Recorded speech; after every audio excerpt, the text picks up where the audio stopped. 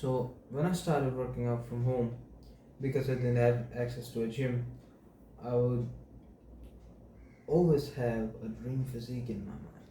That the physique with, you know, big enough arms, juicy forearms, broad shoulders, slim waist, the Dorito look. I would always have that in my mind with abs. So I thought I'd get that with whatever the fuck I was doing, but it's not the case. Like, if you are only doing push ups and squats and some sit ups and crunches here and there, I don't think you'll be able to get to that level because I couldn't. I was doing that shit for 2 fucking years and I wasn't looking aesthetic. But once I started doing pull ups and I dialed in, I made a workout routine. I researched about how to fucking work out, how to gain muscle, and I followed everything. I got awesome fucking muscle gain in 6 months' time.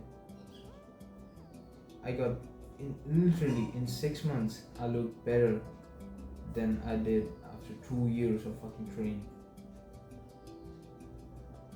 Now, bear in mind, in those 2 years, there were seasons where I didn't train at all. There were like seasons where I was just doing push ups and that was it for my workout. So I didn't train properly. I didn't have a workout, I didn't have a schedule. So of course I'm not going to make as many gains as someone who has all that shit will in 2 years. So I'm only here after 2 years. Now, if you follow what I'm going to tell you in this video and you follow it diligently, I guarantee you that you will gain more muscle than an average fucking gym guy does in a year. So, first up, get a fucking pull-up bar. If you're training from home and you don't have a place to do pull-ups, get a fucking pull-up bar, man.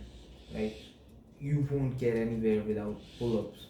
You can't fucking neglect that exercise if you're training calisthenics or training from home. You need a pull-up bar.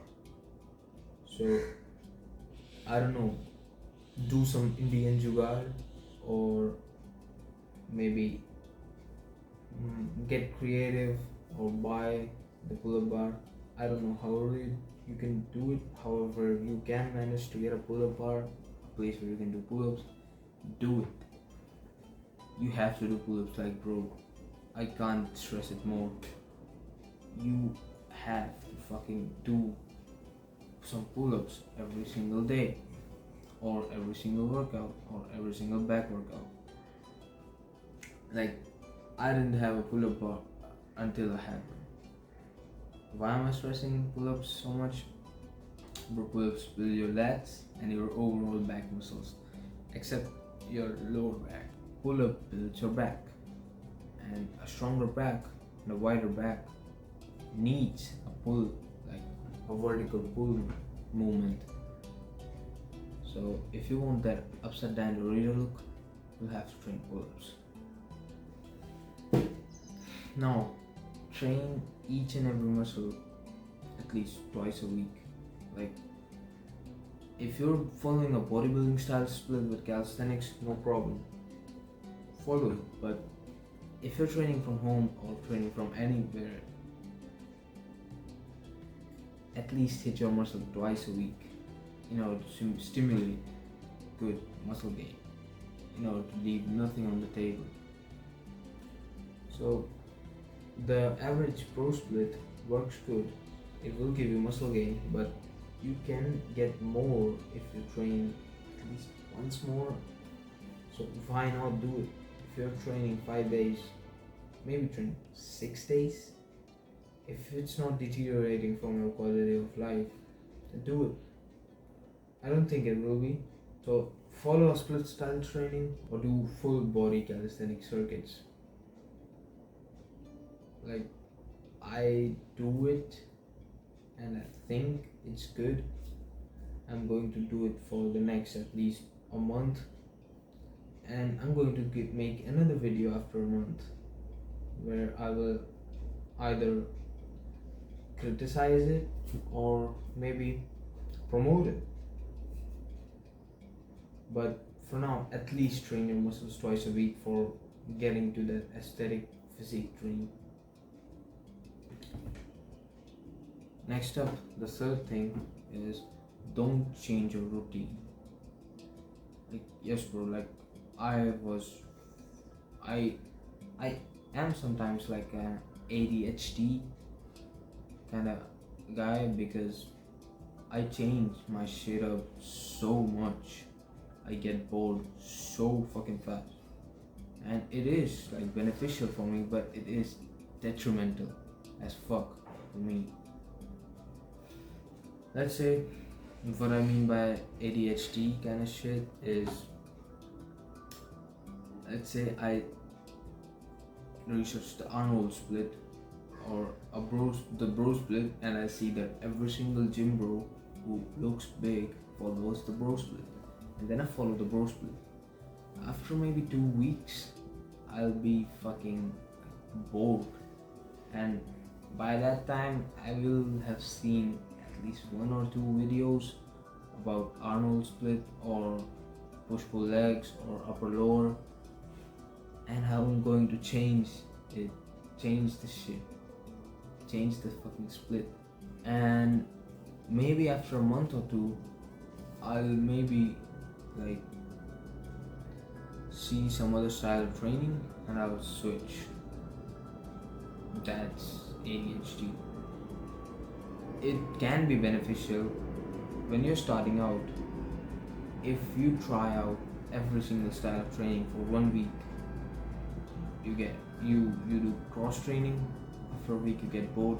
You do bodybuilding. After a week you get bored. You then do powerlifting, then do boxing, calisthenics. You try out everything, every single fucking thing out there, every single fucking style of training, and then you like analyze which one were you enjoying the most, and then you double down on that style of training and you then follow it for the rest of your life, or at least for a long ass period of time.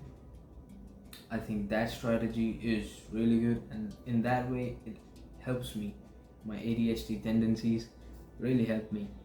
But if you are like at least 2 to 3 months, or maybe even like 2 to 3 months into some kind of training, and then you switch it, bro, you're going to lose a lot of progress. You're going to start from level 1 again. So it might be detrimental to your progress. Not might be, it will be detrimental to your fucking progress. So don't change your routine when you're starting out, like maybe you are right now. Follow every single like workout routine out there. Once you like double down on what do you enjoy the most, then follow that shit. For me, I enjoy calisthenics paired with boxing. They both complement each other, and like I enjoy boxing, so I enjoy calisthenics. Simple. Now, progressive overload at home. The fourth point of this video. Many people think that they will get jacked and jacked and jacked just with their body weight. You might get jacked, but you need weights. I mean, if you added weights to your normal calisthenics movement, let's say after you hit 20 push-ups, you are going to add 5 kg to your normal push-ups. You maybe start from 6 or 7 push-ups, and then when you get to 20 again, you bump it up to maybe 7.5 or 10 kg. That is progressive overload. If you follow that shit, you are guaranteed to make gains. Whereas if you don't follow it, maybe you make gains after the newbie gain period. Newbie gain period is the period where you make gains the most. Like it's the starting period of your training. Maybe you make a lot of gains with only body weight forever, or maybe you don't. And that's fucking sad that because you're training every day and you're not seeing any progress, your mind is going to get fucked, man. I've been there. So I don't know how you get weights. Maybe you get a backpack, fill it up with water bottles or books lying around, any fucking thing, and it's heavy, at least 5 kgs, and then you do your push-ups, your pull-ups with that. It's weighted calisthenics. That's how everybody does it. That's how you can do it. That's how you keep making gains forever. Now the last thing and the fifth thing that you should have, like the fifth thing that you have to follow in order to get that aesthetic physique as soon as possible: stay fucking consistent. In my 2.5 year calisthenics or maybe fitness journey, there were times where I didn't train for months, like 1 or 2 months. I haven't trained at all, and my progress was back to square one only in 2 months, and I had to restart my progress from level 1 maybe twice or thrice in my whole fitness journey because I was fucking inconsistent. So I can't regret it more. Like, because of stopping, my progress stalled. Like after a year I looked same, like maybe a little bit less fat, but after the whole year I looked same. Like I didn't gain muscle, like maybe very, like maybe a little bit of muscle, but not anything significant, which could be significant if I were significant, like if I were consistent. So the number one thing that I'd say for getting consistent is make your workouts enjoyable. That is why I said double down on whatever training style is the most enjoyable for you. Because if you enjoy your fucking workouts, you will stay consistent with them. Maybe you go to the gym, maybe you don't. If you go to the gym and you treat the gym as a social place and you meet new people, maybe you talk to some girls, maybe you go there with a girlfriend, bro, you're going to enjoy it so much more. You're going to be so much more consistent there. Your workouts are going to be so much better than the person who just goes there with his earphones on, with his fucking hoodie on, and thinks that he's in beast mode or monk mode or any kind of bullshit like that. Bro, don't do it. It's cringe, first of all, and second of all, you're not going to make as much gains. Fucking socialize, bro.